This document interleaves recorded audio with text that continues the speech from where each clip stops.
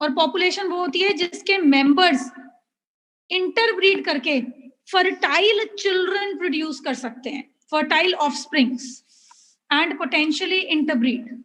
इसका एग्जांपल लिखो, lotus in a pond. जैसे बहुत सारे कमल के फूल जो एक तालाब में ग्रो कर रहे हैं, फॉर्म्स द पॉपुलेशन ऑफ कमल। अब एट्रीब्यूट्स ऑफ पॉपुलेशन स्टार्ट करते हैं, और सबसे पहला एट्रीब्यूट लिखो, तुम लिखो बर्थ रेट। नहीं, एक सेकंड, हेडिंग डालू मैं, हेडिंग कैसे लिखो? एट्रीब्यूट्स इंक्लूड, अभी अलग पैराग्राफ है, attributes include birth rate and death rate. मतलब कि कितने लोग पैदा हुए, कितने यंग वंस पैदा हुए उतनी पॉपुलेशन में जो ऑलरेडी एग्जिस्ट कर रही है, और कितने इंडिविजुअल्स मर गए उतनी पॉपुलेशन से जो एग्जिस्ट कर रहे हैं। तो जितने लोग हैं, जितने लोग ऑलरेडी हैं उनमें से कितने मरे, जितने लोग ऑलरेडी हैं उनमें कितने और ऐड हुए। तो ऐड होना इज बर्थ और चले जाना इज डेथ। तो और बर्थ रेट और डेथ रेट में लिख सकते हो आप per capita birth and death. Per capita का मतलब है गिवन नंबर ऑफ इंडिविजुअल्स में कितने पैदा हुए और गिवन नंबर ऑफ इंडिविजुअल्स से कितने मरे। कितना एरिया हमने बर्थ रेट और डेथ रेट के लिए लिया है या कितने इंडिविजुअल्स लिए हैं, कि 1000 लोग हैं आज की डेट में इस एरिया में, कल इन्हीं हजारों में कितने पैदा हुए होंगे और इन्हीं हजारों से कल कितने मरे होंगे। एग्जाम्पल लिखो, टू कैलकुलेट बर्थ रेट। अगर मुझे किसी एरिया में किसी पॉपुलेशन का बर्थ रेट कैलकुलेट करना है, टू कैलकुलेट बर्थ रेट, तो अगर मैं ले रही हूं कि प्रेजेंट पॉपुलेशन है लोटस के फ्लावर्स की, प्रेजेंट पॉपुलेशन ऑफ लोटस, यानी कि अभी तक एक तालाब में 20 लोटस के फ्लावर्स हैं, 20, और उनमें न्यू लोटस आ गए, न्यू लोटस ग्रो कर गए 8। तो प्रेजेंट पॉपुलेशन लोटस की है 20 और उन नए लोटस ग्रो कर गए 8। तो टोटल प्रेजेंट पॉपुलेशन हो गई, अब प्रेजेंट पॉपुलेशन इस टाइम की प्रेजेंट पॉपुलेशन हो गई 20 पहले से थे और 8 आ गए, तो प्रेजेंट पॉपुलेशन 28 हो गई। लेकिन अगर मेरे को बर्थ रेट को कैलकुलेट करना है, बर्थ रेट, तो वो है कितनी पॉपुलेशन इंक्रीज हुई अपॉन ओरिजिनल पॉपुलेशन कितनी थी मल्टीप्लाइड बाय 100। तो अगर मेरे को बर्थ रेट कैलकुलेट करना है तो वो हम कैलकुलेट करते हैं कि कितनी पॉपुलेशन फ्लावर्स की इंक्रीज हुई, कितने पहले से फ्लावर्स थे इनटू 100, कितनी इंक्रीज हुई, 8 फ्लावर्स और आ गए, पहले से थे 20 multiplied by 100, that is equal to birth rate हो गया हमारा 40%, या हम ये बोल सकते हैं it's nearly 0.4 offsprings in given time, कि तकरीबन 40% इंक्रीज होता है प्रेजेंट लोटस की पॉपुलेशन में, तकरीबन फिलहाल प्रेजेंट सिनेरियो में। ये है कितने बड़े, ये है पहले से कितने फ्लावर्स थे, और अगर हम ये इंटू 100 नहीं भी करोगे तो भी कोई प्रॉब्लम नहीं है, 8/20 करके वो 0.4 आता है, और अगर इंटू 100 करोगे तो तुम परसेंटेज में लिख सकते हो, नहीं करोगे तो तुम डेसिमल्स में लिख सकते हो। उसके बाद अगला एट्रीब्यूट, हम पॉपुलेशन के एट्रीब्यूट्स कर रहे हैं, और अब हम एट्रीब्यूट करेंगे सेक्स रेशो, कितने मेल्स हैं और कितनी फीमेल्स हैं। अगर 1000 मेल्स हैं तो उनके लिए फीमेल्स कितनी हैं, तो इसमें लिखो इट इज द रेशो, क्योंकि आजकल मेल ज्यादा है फीमेल्स कम है, क्योंकि बहुत सारे स्टेट्स में लड़कियों को पैदा होने से पहले मार देते हैं, इन्फेंटिसाइड करवा देते हैं। बेसिकली उनको ये लगता है कि मतलब गर्ल्स के बर्थ को ऑब्जेक्शनेबल माना जाता है, तो ज्यादातर गर्ल्स की मेडिकली टर्मिनेट करवा दी जाती है प्रेगनेंसी। तो सेक्स रेशो में मेल ज्यादा होते हैं और फीमेल्स कम होती हैं। तो सेक्स रेशो में it is ratio of males to females, it is ratio of males to females in a population. In a population, जैसे हरियाणा स्टेट में बहुत बुरा हाल हो गया था, मेल्स की का नंबर फीमेल्स के हिसाब से बहुत ज्यादा था, इसलिए मैरिजेस के लिए वो दूसरी स्टेट से फीमेल्स को इनफैक्ट परचेज भी करते थे, लेकिन इस ट्रैफिकिंग को फिर रोका गया था। बाकी इंडिया है, क्या रुकेगा क्या नहीं, I don't know. It is ratio males to females in a population. फिर लिखो for many reasons,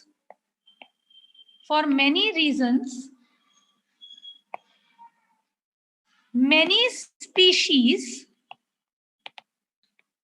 deviate from an even sex ratio। और ऐसा नहीं है कि सेक्स रेशो हमने ह्यूमंस में ही देखनी है, हम डॉग्स, कैट्स, एलिफेंट्स में भी देख सकते हैं। जिन जिन जानवरों में मेल फीमेल जेंडर्स हैं, हम उनमें सेक्स रेशो देख सकते हैं। और हर बार जरूरी नहीं है कि मेल और फीमेल्स की रेशो बराबर हो, कई बार मेल्स ज्यादा हो सकते हैं किसी जानवर के ग्रुप में, कई बार फीमेल्स ज्यादा हो सकती हैं, यानी कि ग्राफ डिविएट कर सकता है। उसके बाद अगला पॉपुलेशन में हम पढ़ते हैं age pyramid. These are age pyramids होते हैं, these are age distribution curves, these are age distribution curves plotted for a population,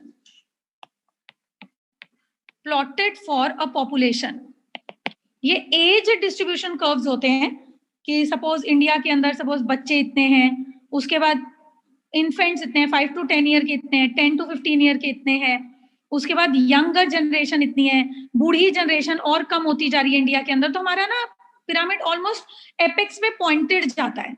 हमारे यहाँ पर बच्चे और यंग जनरेशन ठीक है और बुजुर्ग थोड़े कम हैं। So these are age distribution curves plotted for a population. अब इसके अंदर लिख सकते हो इट टेल्स अबाउट, ये हमें एज पिरामिड क्या बताता है, it tells about status of population, कितने बड़े, कितने बच्चे, कितने डिपेंडेंट, कितने इंडिपेंडेंट, कितने कमाने वाले, कितने उन पे डिपेंड होने वाले। It tells about status of population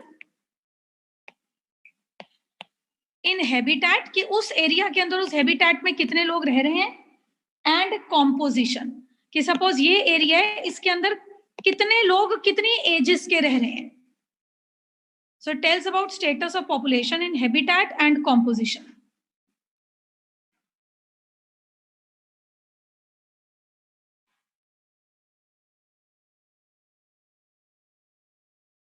इसमें ये भी लिखो दे शो एक्सपैंडिंग, कि कितनी पॉपुलेशन किस एज ग्रुप की बढ़ रही है, स्टेबल, कितनी पॉपुलेशन किस एज ग्रुप की स्टेबल है, और किस एज ग्रुप की पॉपुलेशन घट रही है, एंड डिक्लाइनिंग पॉपुलेशन। बेटा इसके अंदर ना कॉम्पोजिशन वर्ड मिटा दो, काट दो इसको, क्योंकि कॉम्पोजिशन के लिए मैं प्रेफर करूंगी हम पॉपुलेशन साइज में लिखें। तो tells about status of population, के एक लिविंग एरिया के अंदर पॉपुलेशन कितनी है और कितनी पॉपुलेशन किस एज ग्रुप की एक्सपैंड कर रही है, किसकी स्टेबल है और किसकी कम हो रही है। ये सब कुछ हमें पता चलता है एज पिरामिड से। 8th क्लास में मुझे याद नहीं है, लेकिन मेरे कुछ स्टूडेंट्स 8th क्लास में ए पिरामिड्स के ऊपर और पॉपुलेशन एट्रीब्यूट्स के ऊपर ग्राफ्स प्रोजेक्ट्स भी बनाते हैं। अगला लिखो पॉपुलेशन साइज। अगला एट्रीब्यूट है पॉपुलेशन का, पॉपुलेशन साइज। पॉपुलेशन साइज का मतलब कितनी जनता है, कितनी पॉपुलेशन है। फिलहाल ह्यूमंस की कितनी पॉपुलेशन है, डॉग्स की कितनी पॉपुलेशन है, पॉपुलेशन का साइज। जैसे पॉपुलेशन की का जो साइज है वो बहुत अनइवनली डिस्ट्रीब्यूटेड है। हमारी इंडिया मेरे ख्याल से वर्ल्ड की कंट्रीज में 7th नंबर पर है और हमारी पॉपुलेशन है 140 करोड़। और अगर हम कंट्रीज देखें अमेरिका और कनाडा जैसी, जो एरिया में हमसे 10 गुना बड़ी हैं, लेकिन उनकी पॉपुलेशन है 4 करोड़। कनाडा की इस टाइम पॉपुलेशन 4 करोड़ है और उनका एरिया हमसे 7 गुना ज्यादा है। तो पॉपुलेशन साइज, और इसीलिए तो बेटा इंडिया के अंदर रिसोर्सेज ओवर एक्सप्लॉइट होते हैं, क्योंकि हम लोग इतने ज्यादा हैं। अब population size it is actual number of individuals in a population, कि एक पॉपुलेशन में कितने इंडिविजुअल्स हैं। और यहां पर पता चलता है इट टेल्स अबाउट, वो जो मैंने वहां मिटवा दिया था, it tells about population composition. Population composition, आपको याद है आप ज्योग्राफी में पढ़ते थे लोअर क्लासेस में कि जो डेजर्ट एरियाज हैं, रेगिस्तान वाले, जो हाई ऑल्टीट्यूड एरियाज हैं, माउंटेन एरियाज हैं, पोलर रीजन्स हैं, नॉर्थ पोल और साउथ पोल, जहाँ पे बहुत बर्फ पड़ती है, वहां पे लोग कम होते हैं। और जो प्लेन्स हैं, जहाँ पे नदियां हैं, जहाँ पे फर्टाइल जमीन है, वहां पे पॉपुलेशन ज्यादा होती है। तो किस एरिया की पॉपुलेशन कॉम्पोजिशन क्या है, वहां वो पॉपुलेशन साइज में हम डिस्कस कर सकते हैं। अब लिखो पॉपुलेशन डेंसिटी। नेक्स्ट जो टर्मिनोलॉजी हम पढ़ रहे हैं दैट इज पॉपुलेशन डेंसिटी।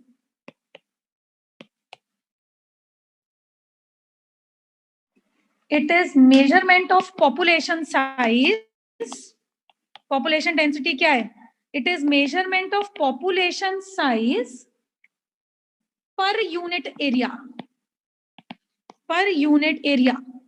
इसका मतलब यह है कि अगर मैं तुम्हें बोलूं कि दिल्ली के अंदर पॉपुलेशन है 350 पर्सन्स पर किलोमीटर स्क्वायर, तो यानी कि इतने एरिया के अंदर अगर मैं इतना एरिया देखूं 1 किलोमीटर स्क्वायर का, तो उसमें मुझे तकरीबन 350 लोग रहते हुए मिलेंगे। तो पॉपुलेशन डेंसिटी का मतलब है कि गिवन कितने एरिया में कितने लोग रहते हैं, पॉपुलेशन डेंसिटी। अगला लिखो पॉपुलेशन ग्रोथ। अगली हम बात कर रहे हैं पॉपुलेशन ग्रोथ की। पॉपुलेशन ग्रोथ है कितनी एक एरिया में लोग बढ़े, पॉपुलेशन बढ़ी, इंक्रीज हुई। पॉपुलेशन इंक्रीज होती है या तो बर्थ से कि कितने पैदा हुए, या कितने लोग हमारे देश में आए। और पॉपुलेशन घटती है, पॉपुलेशन डिक्रीज होती है कि कितने मरे और कितने लोग हमारे देश से चले गए। तो पॉपुलेशन की ग्रोथ में लिखो it is increase in number of individuals. It is increase in number of individuals in a population. It is increase in number of individuals in a population. It is increase in number of individuals in a population. कि एक population के अंदर कितने लोग बढ़े। लिखो जो globally हम लोग कितने बढ़ जाते हैं, मतलब थ्रू आउट दी वर्ल्ड अगर हम गिने तो ग्लोबल ह्यूमन पॉपुलेशन ग्रोथ, हमारी वर्ल्ड की पॉपुलेशन ग्रोथ है 75 मिलियन हम लोग बढ़ जाते हैं एक साल में, पूरे वर्ल्ड में थ्रू आउट अगर टोटल लें तो 75 मिलियन एनुअली।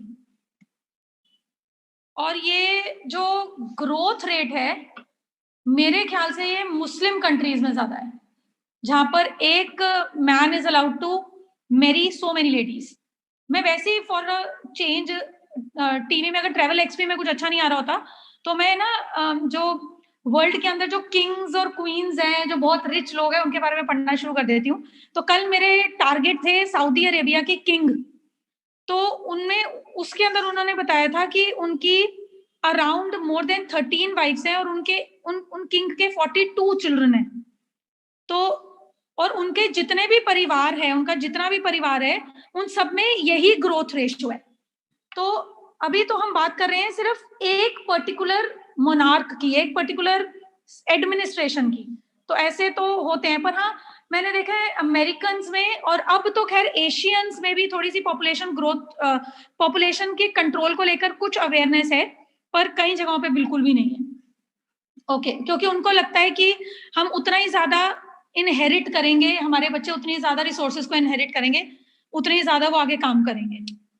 अब तुम लिखो पॉपुलेशन ग्रोथ में एक और लिखो, ईयर, इसी में एक पॉइंट लिखो 1800 में जब से हमें तमीज आई कि हमने पॉपुलेशन काउंट करनी है, ईयर 1800 में पॉपुलेशन वाज अराउंड 1 बिलियन।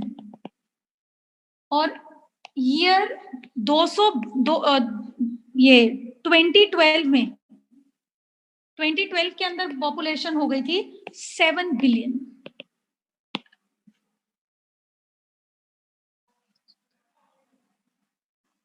अब टर्म लिखो व्हाट इज नेटैलिटी। अब हमारी नेक्स्ट टर्म है, we are going to do lots of terms today. Natality इसका मतलब है एक गिवन टाइम में और गिवन एरिया में कितने बच्चे या कितने ऑर्गेनिजम्स पैदा हुए, कितने यंग वंस पैदा हुए. Natality, it is number of births during a given period. It is number of births during a given period in a population that are added. कि कितने ऑर्गेनिजम्स, कितने ऑफस्प्रिंग्स, यंग वंस ने birth लिया और population में उनकी मात्रा add हो गई, उनकी काउंटिंग ऐड हो गई. Period in population that are added to initial density, that are added to initial density.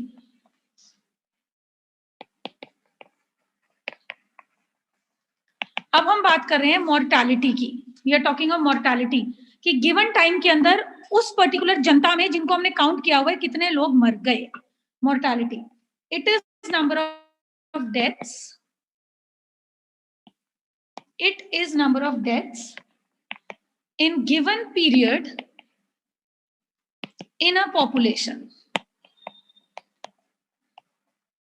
It is number of deaths in a given period in a population. कि उतनी पॉपुलेशन में given period में कितने लोग मरे.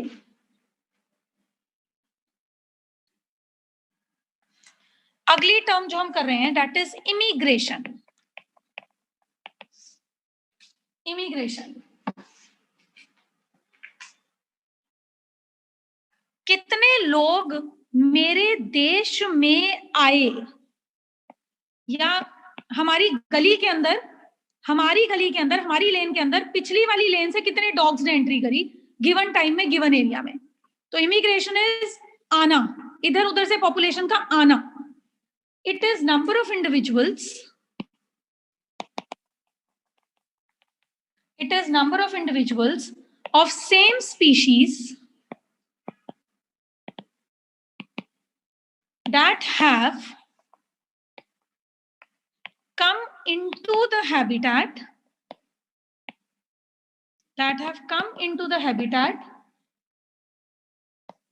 from any other place during that period. उस particular period में किसी और जगह से हमारे एरिया में कितने लोग आए. आना, आने से पॉपुलेशन बढ़ती है.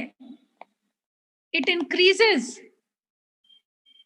Population of that area. Birth से और लोगों के हमारे एरिया में आने से पॉपुलेशन बढ़ती है.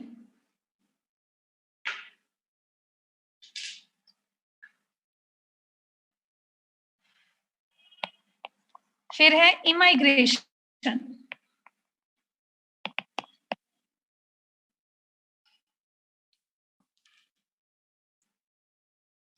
इमाइग्रेशन है मेरे देश से कितने लोग दूसरी जगह चले गए. Immigration, these are individuals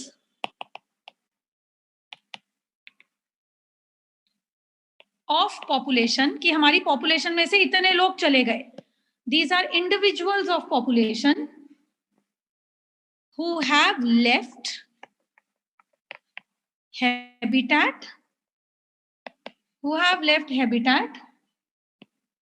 and gone somewhere else, और वो हमारे देश से चले गए हैं. Gone somewhere else during that time period. During that time period. मान लो कि मेरी इस वक्त पॉपुलेशन है n, कैपिटल N. n को मान लो population density at time t, कि t टाइम पर जो टाइम है, फिलहाल जो अगर मैं टाइम ले लेती हूँ t टाइम इज t, उसमें पॉपुलेशन है n. इस टाइम को, जिस टाइम को मैंने t माना है, उसमें मेरी पॉपुलेशन है n. अब b प्लस i है कितने लोग पैदा हुए प्लस कितने लोग हमारी जगह पर आए. तो बर्थ कितने हुए और इमिग्रेंट्स कितने हैं, जिससे पॉपुलेशन बढ़ती है.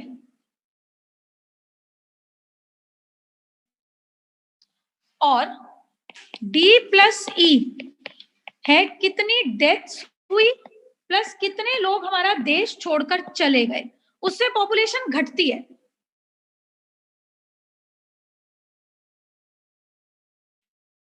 अब हमने कैलकुलेट करना है, तो कैलकुलेट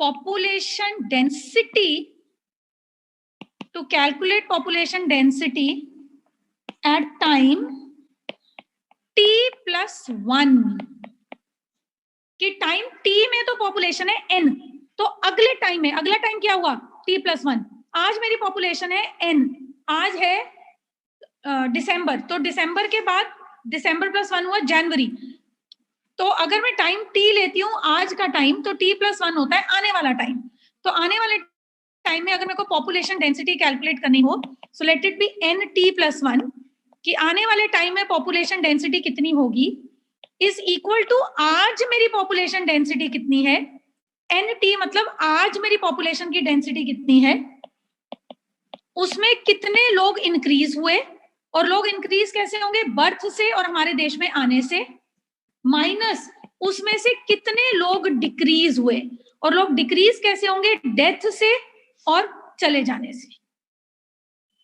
तो बाद की पॉपुलेशन कितनी है इज इक्वल टू आज की पॉपुलेशन प्लस कितने बढ़े माइनस कितने घटे। अगर बर्थ प्लस इमिग्रेंट्स ज्यादा हैं, आर ग्रेटर, तो पॉपुलेशन इंक्रीज होगी। अगर ज्यादा लोगों ने जन्म लिया है और ज्यादा लोग हमारे एरिया में आए हैं बाहर से, तो पॉपुलेशन इंक्रीज होगी। और अगर डेथ ज्यादा है और हमारे देश को छोड़ने वाले भी ज्यादा हैं, इफ दिस इज ग्रेटर, तो उस केस में पॉपुलेशन डिक्रीज होगी। In that case population decrease.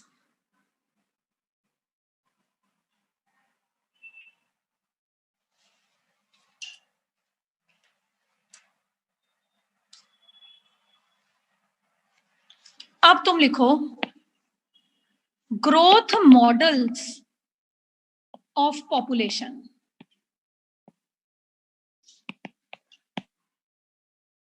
Growth models में सबसे पहला है exponential growth model. Exponential growth model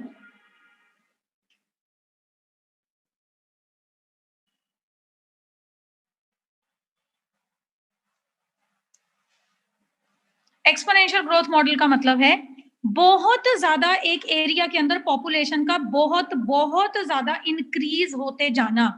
population इतनी बढ़ जाती है कि एक एरिया के अंदर इतनी पॉपुलेशन हो जाती है कि जितना वो एरिया बर्दाश्त भी नहीं कर पाता, और जितनी पॉपुलेशन उस एरिया वो एरिया बर्दाश्त कर पाता है उसको कैरिंग कैपेसिटी कहते हैं। और एक्सपोनेंशियल ग्रोथ रेट में एक एरिया की कैपेसिटी से ज्यादा पॉपुलेशन बढ़ जाती है। इसके बारे में लिखो। एक्सपोनेंशियल ग्रोथ मॉडल में population grows highly in short time. Population grows highly in short time. There is lot of food available. उस जगह पे बहुत ही खाना खाने को होता है, मौसम बहुत ही अच्छा होता है, खूब सारा पानी होता है, इससे बहुत सारी पॉपुलेशंस वहां पर आकर इकट्ठा हो जाती हैं। There is lot of food available and lot of and resources present. बहुत सारे रिसोर्सेज भी वहां प्रेजेंट होते हैं, इससे वहां पे बहुत पॉपुलेशन बढ़ने लग जाती है।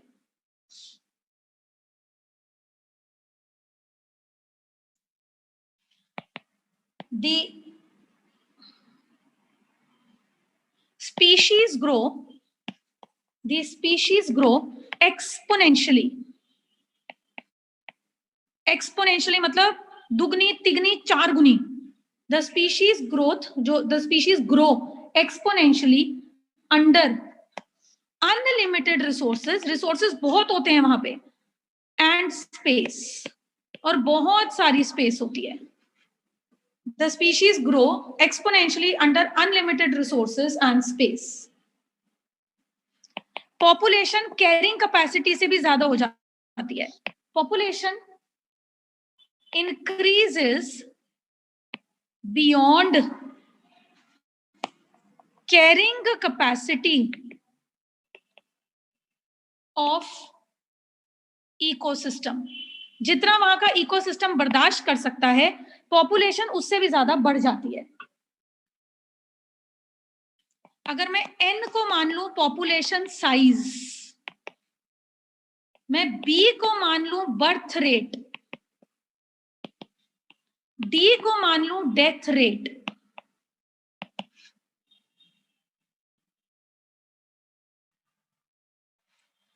और अगर मैं r को मान लूं intrinsic rate of natural increase, यानी कि इस रेट पे हमारी जनता बढ़ रही है, तो एक्सपोनेंशियल ग्रोथ रेट की इक्वेशन दी गई है कि कितनी पॉपुलेशन उस जगह की बढ़ रही है कितने सालों में। एक्सपोनेंशियल ग्रोथ रेट इक्वेशन है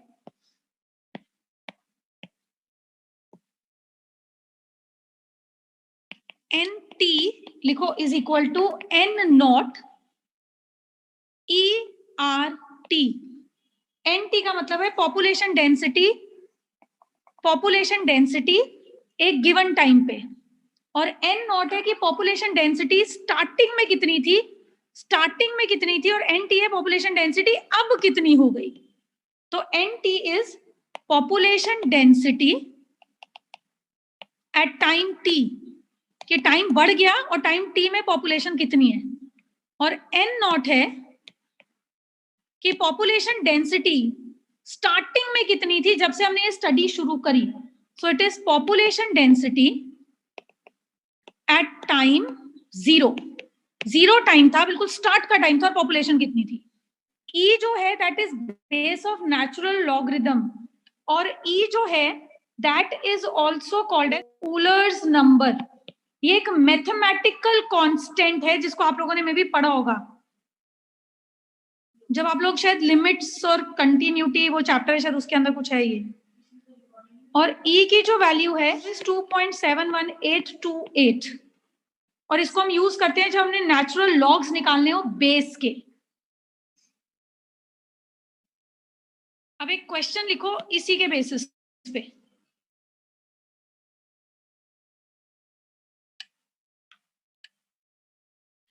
इफ अ पॉपुलेशन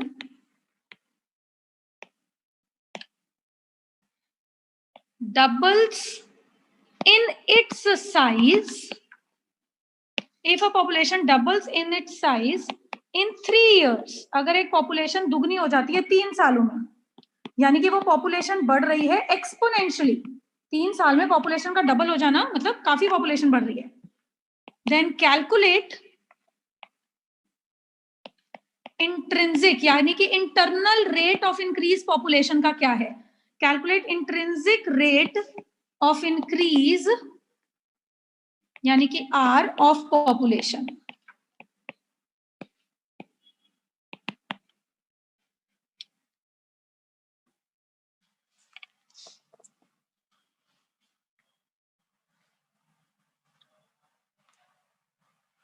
अब लेट, मान लो कि अभी की पॉपुलेशन, मान लो स्टार्टिंग पॉपुलेशन थी x, लेट ओरिजिनल पॉपुलेशन, जब हमने स्टार्ट करा गिनना अपना, जब हमने गिनती स्टार्ट करी तो मान लो पॉपुलेशन थी x। अब प्रेजेंट पॉपुलेशन कितनी है, दुगनी हो गई, प्रेजेंट पॉपुलेशन हो गई, present population is 2x, double हो गई। और जहां पर मैंने ये लिखा है t, यहां पर t का मतलब है टाइम, t इज टाइम हमारी इक्वेशन में। ऑल्सो टाइम जो हमें गिवन है इक्वेशन में दैट इज 3 years, तो हम इक्वेशन में वैल्यूज पुट करते हैं, पुटिंग वैल्यूज इन इक्वेशन। जो पॉपुलेशन बढ़ गई इज इक्वल टू जो पॉपुलेशन पहले थी multiplied by e to the power 3r। यही वाली इक्वेशन थी, हम इक्वेशन में सब्स्टिट्यूट कर रहे हैं, ये पहले की पॉपुलेशन, ये जो अब हो गई multiplied by base of natural log 3, यहां पर हमारा टाइम है और r हमें फाइंड आउट करना है। अब x cancels out with x and we are left with 2 is equal to base of natural logarithm 3r.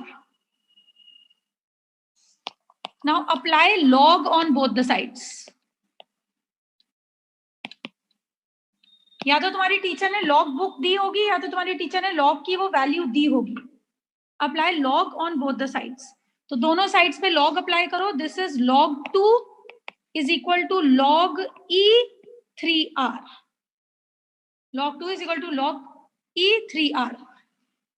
तो log 2 इज इक्वल टू, ये जो पावर है ये इधर आ जाती है आगे, 3r log e. अब मुझे r की वैल्यू फाइंड आउट करनी है. r की, r को इस तरफ लिखा, इधर log 2 है, यहाँ पे 3r के साथ मल्टीप्लाई में या डिवाइड हो जाएगा, और log e भी r के साथ मल्टीप्लाई में, वो भी इस तरफ आके डिवाइड हो जाएगा. तो r is equal to log 2 upon 3 into log e. अब भैया log टेबल में आप देख सकते हो log 2 की वैल्यू होती है 0.301 upon 3 into log of e. e की वैल्यू मैंने अभी आपको कुछ बताई थी, 2.71828. तो r हो गया 0.301 अपॉन टाइम है 3 into log of this value comes out to be 0.434 and the answer finally is 0.2311. ये intrinsic rate of population increase है 3 साल में अप्रोक्सीमेटली. इतना रेट ऑफ इंक्रीज है. ये हमने करा था एक्सपोनेंशियल ग्रोथ. एक्सपोनेंशियल ग्रोथ मैंने आपको बताए थे ग्रोथ मॉडल्स ऑफ पॉपुलेशन, जिसमें हमने करा था एक्सपोनेंशियल ग्रोथ मॉडल, जब पॉपुलेशन बहुत ज्यादा बढ़ती जाती है. और अब दूसरा ग्रोथ मॉडल है जहां पे पॉपुलेशन इतनी तेजी से नहीं बढ़ती. दूसरा लिखो लॉजिस्टिक ग्रोथ. ये रियल है. लॉजिस्टिक ग्रोथ रियल सिचुएशन है, क्योंकि एक एरिया में उतनी ही पॉपुलेशन रह सकती है जितना वो एरिया बर्दाश्त करे और जितने उस एरिया में रिसोर्सेज हों. Logistic growth.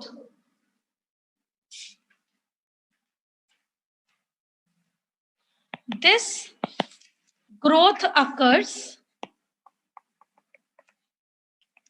when growth rate decreases. जब ग्रोथ रेट पॉपुलेशन का कम हो जाता है, अगर वो एरिया और पॉपुलेशन को सस्टेन नहीं कर पाता तो, और बाकी की जनता कहीं और चली जाती है. When growth rate decreases as population reaches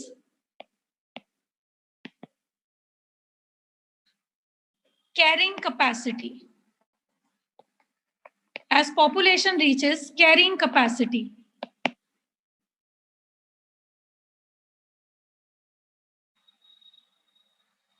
तो यहां पर हम देखेंगे, अगर नंबर ऑफ इंडिविजुअल्स इस तरफ ग्राफ में, नंबर ऑफ इंडिविजुअल्स, तो कर्व कुछ ऐसे आएगा. पहले पॉपुलेशन बढ़ती जाएगी और धीरे धीरे फिर पॉपुलेशन फ्लैट होने लग जाएगी और कम होने लग जाएगी.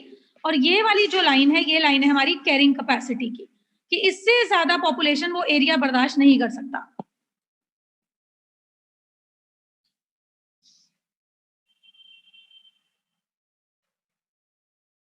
And it is realistic. And population एक एरिया की लिमिटेड हो जाती है. And population becomes limited in an area, बढ़ती नहीं जाती.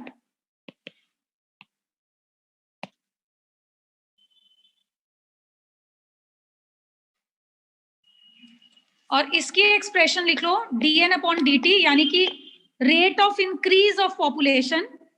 Rate of increase of population है rn k minus n upon k.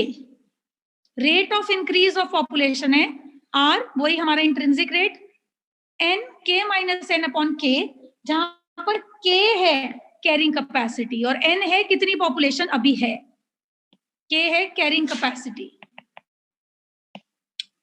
Carrying capacity के हिसाब से ये एरिया 1000 लोगों को बर्दाश्त कर सकता है और अभी 900 है.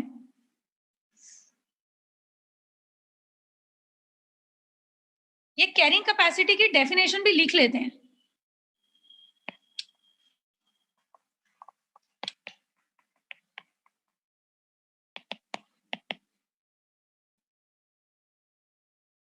कैरिंग कैपेसिटी लिखो, it is maximum number of, कि कितनी पॉपुलेशन को उस एरिया के रिसोर्सेज टॉलरेट कर सकते हैं, कितनी पॉपुलेशन के लिए वो जगह है और कितनी पॉपुलेशन के लिए उस जगह के मिट्टी और पानी है. It is maximum number of individuals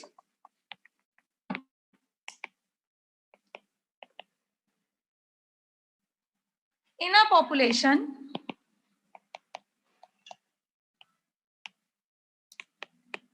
that the environment can support, that the environment can support.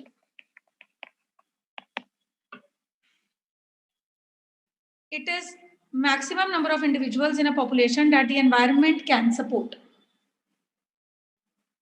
एक छोटी सी डिफाइन और लिख लो जो इस चीज से रिलेटेड नहीं है. सेंसस, जो गिनती होती है जनता की, ऑफिशियल काउंटिंग होती है. हमारे घर गवर्नमेंट ऑफिशियल्स आते हैं, गवर्नमेंट सर्वेंट्स, टीचर्स आते हैं, और पर फैमिली के अंदर कितने लोग हैं उसकी काउंटिंग होती है. और ये हर स्टेट में होता है. It is official counting of population and preparing data. उनका डेटा प्रिपेयर करा जाता है. किसका डेटा? किस चीज का डेटा? अबाउट एज, कि एज ग्रुप्स कितने कितने हैं, कितने एज ग्रुप के लोग किस एरिया में कितने ज्यादा हैं, बर्थ्स कितने हैं, डेथ्स कितनी है, मतलब ये काउंट करा जाता है एक टाइम लिमिट की रेंज में, और अलग अलग लोगों की एजुकेशन कितनी है, एक्सेट्रा. उससे पता चलता है कितने कमाने वाले हैं, कितने उन पे डिपेंडेंट है, क्योंकि डिपेंडेंट में ज्यादातर आते हैं बच्चे और बूढ़े.